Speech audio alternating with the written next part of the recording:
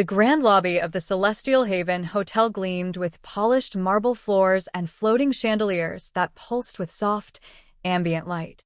It was a luxury retreat for the elite of the galaxy, a place where only the most distinguished guests were welcomed with the utmost respect. But for humans? They were rarely more than maintenance workers, janitors, or engineers, necessary but unremarkable. A man stepped through the entrance, clad in a worn, oil-streaked jumpsuit. His boots left faint smudges on the pristine floor, drawing a sneer from the receptionist behind the counter. Xiron, a tall, slender alien with shimmering green skin and ridges along their elongated face, observed the newcomer with thinly veiled disgust. The human walked up to the reception desk and placed a hand on the polished surface. Xiron didn't greet him. Instead, they sighed, tapping elongated fingers against their datapad. "Deliveries go through the service entrance," they said without looking up. The human tilted his head slightly. "I'm not here for a delivery."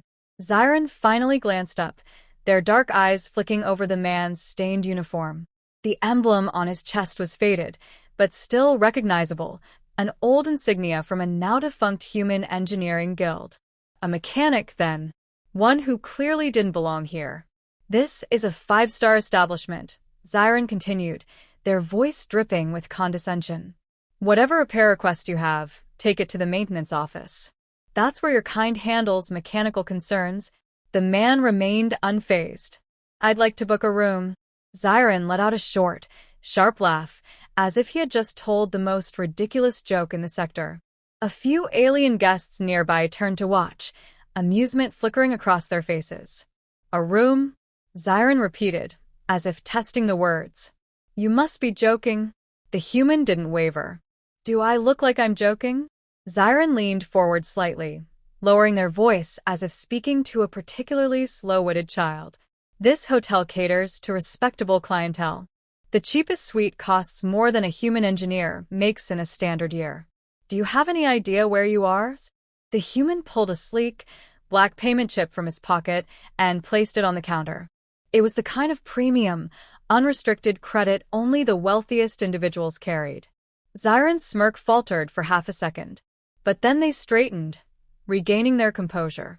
"Stolen credit chips come with serious consequences," they sneered. "Should I alert security?" The man exhaled through his nose, the closest thing to a laugh he'd given so far. "Check the balance." Xiron hesitated. The last thing they wanted to do was entertain this charade, but there was a chance that making a scene could backfire. With a dramatic sigh, they pressed the chip against the scanner. A quiet beep. Then the display flooded with an absurd amount of credits, more than enough to book the penthouse suite indefinitely. Xiron's hand twitched. The man didn't smirk. He didn't gloat. He simply waited, watching. But the receptionist wasn't done. Their pride wouldn't allow it. There had to be a mistake. Xiron leaned in, their tone dropping to a hiss. "Where did you get this?" The man's expression remained unreadable. "From my bank account." Xiron clenched their jaw. A human with this kind of wealth? Unthinkable. Something about this felt wrong. But they weren't about to let some filthy mechanic undermine their authority. "This hotel has standards," Xiron said icily. "We reserve the right to refuse service. I will not allow some grease-covered laborer to lower the prestige of this establishment." A pause. The man's fingers drummed lightly on the desk. "That's so." His voice was calm. "Controlled." "Indeed." Xiron straightened. "And I suggest you leave before I have security remove you." The room was quiet now. Several guests had stopped their conversations to watch the exchange. Some whispered. Others smirked. But the human? He simply nodded, as if considering something. Then, very softly, he said, "All right." "Have it your way." Silence stretched between them, thick and suffocating. Xiron's hands gripped the counter, knuckles tightening as they struggled to regain control of the situation. But it was slipping fast, too fast. The human didn't gloat. He didn't raise his voice or demand immediate repercussions. That would have been easy. Instead, he simply waited, watching as realization sank in. Xiron started, voice unsteady. "I didn't recognize." "You didn't bother," the human interrupted, voice calm. I walked in here like anyone else, and you made a judgment call. One you were very confident about. Zyron's mouth went dry. Around them, the lobby had shifted. Before, the other guests had been entertained by the humans' humiliation. Now, they were watching the receptionist squirm, sensing the change in power. A few staff members, ones who had remained silent until now, exchanged knowing glances. They had recognized him but said nothing, letting Zyron dig their own grave. The human exhaled softly. I could fire you. Zyron flinched. I should. Their ridges pulsed a dull shade of blue, a Zytherian response to stress. Sir, I only… No, the human cut in. You didn't only anything.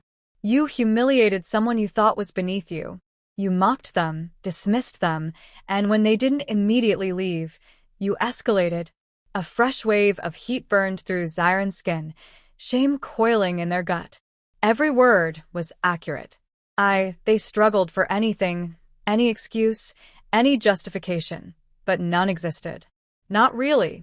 The human leaned in slightly, lowering his voice, so only Zyron could hear. Tell me, how many others have you done this to? Zyron felt their throat tighten. The truth pressed against them, cold and heavy. This wasn't the first time. The thought made them feel sick. The human pulled back, giving them space.